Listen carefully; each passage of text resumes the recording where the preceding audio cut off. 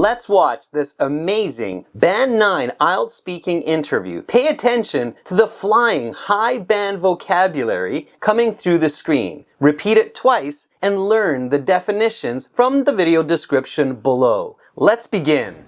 Welcome to the speaking section of the IELTS exam. My name is Adrian. I will be your examiner for this part of the test. We are conducting the exam in Panaji. The time right now is 14 o'clock. I'm recording this for clerical and marking purposes. Now we shall begin. May I see your identification? Of course. Here's the identification that I used to register for this exam. And what is your full name? My full name is Aishwarya Desai. Please call me by my first name, Aishwarya. Okay, Aishwarya. For part one, I will ask you a couple of questions to get to know you better, and some questions on a general topic. Do you work or study? I currently work as a software engineer with a reputable IT firm. I've been working there for the past 2 years. What did you do this morning? Well, this morning I woke up and started the day with an hour-long session of yoga, followed by a healthy breakfast. I then began working on an ongoing project. Where do you live? I currently live in Panaji, the capital city of Goa. It's a vibrant city with Portuguese-influenced architecture and is just a short drive away from some of the colorful beaches of Goa. I love the balance that the nature and the city Panaji has to offer. Let's talk about moving homes. Have you ever had to move to a different home? Yes, I have. I've moved from my family home to an apartment for my current job. Can you describe the house or apartment you moved to? The apartment that I live in is in the heart of Panaji, the capital city of Goa. It's a beautiful 2-bedroom house with large windows that overlook the bustling streets. During the day, it's filled with sunlight and is just a stone throw away from the Mandovi River. Can you recall a particularly memorable event from the first few days in your new home? Yes, I very vividly remember the first weekend that I moved in. My friends came over and we had a little housewarming party and decided to spend the night at the beach. We watched the sunrise together and it truly made me feel at home. Moving can often be a very stressful experience. What were some of the challenges you faced during the process? The process of packing and unpacking can be quite stressful. Also, the process of adjusting to a new neighborhood on my own posed some challenges as I had no prior experience with this. Have you ever moved to a completely different city or country? If so, how was the experience? I have moved to a different city for my current job. However, I've not moved outside Goa.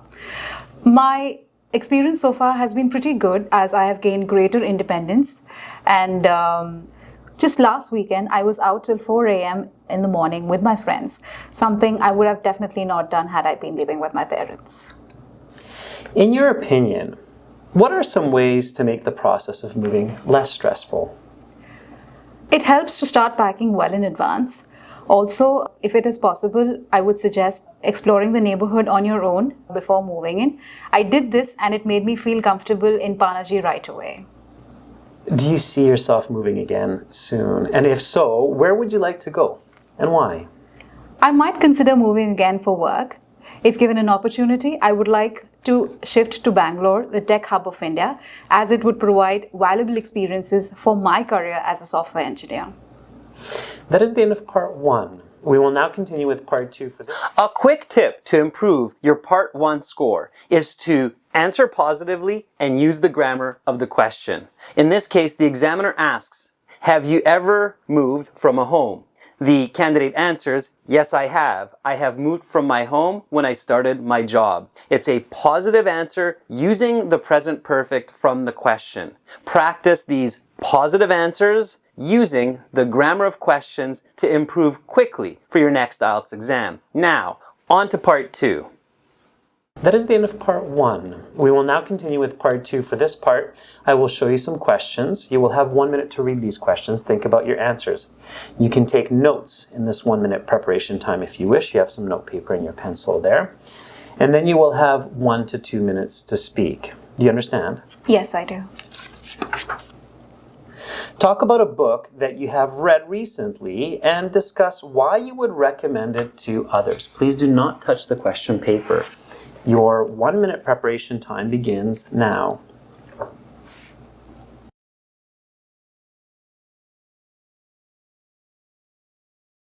Your 1-minute preparation time is up. Please begin speaking. The book I'd like to talk about is The Palace of Illusions by Chitra Banerjee Divakaruni.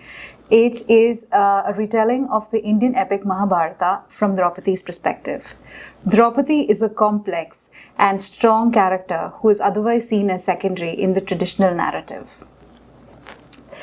The book delves deep into the emotions of Draupadi.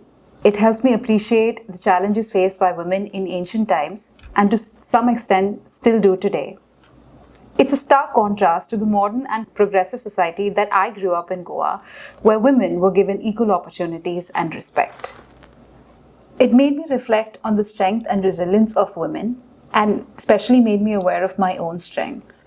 I found it particularly interesting how Divakaruni portrayed the relationship of Draupadi with the men in her life. I would recommend this book to others, especially those interested in mythology and women's narratives. The book offers valuable insights about the challenges faced by women in today's society and encourages the readers to challenge and question these norms. It was an eye-opener in how narratives and storytelling shape our perspectives of gender roles. That is the end of part 2. I will now take back the questions.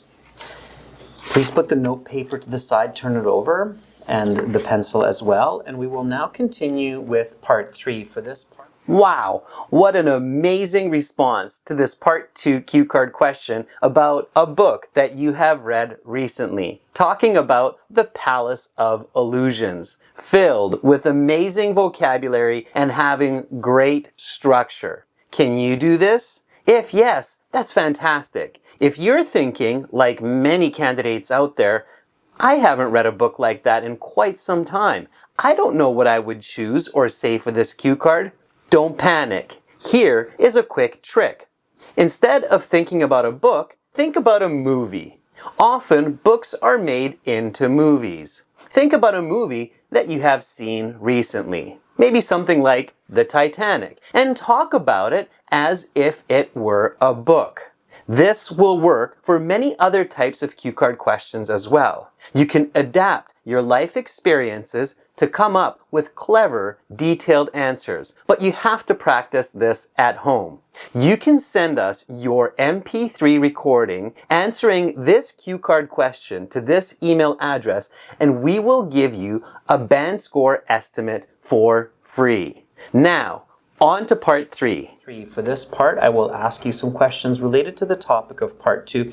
Let's talk more about reading. How do you think reading books can benefit individuals in their personal lives? I think reading books has numerous benefits for personal lives. It gives us a more broader perspective, exposing us to different cultures and viewpoints, which is essential in today's globalized world. For instance, growing up in Goa, I had limited exposure to the world, but through books, I was able to understand different histories, cultures, and traditions. For more video lessons like this one, including original practice exams, a fully interactive course, and an app for your phone, visit and join our premium IELTS package at gieltshelp.com. It's a one-time payment for lifetime access. Use the code NOVEL9 for an additional 10% discount. Click the link in the description below. We are an IDP affiliate, a British Council partner, an IELTS test registration center, and I'm a certified British Council agent. Begin learning for success. Join our premium IELTS now.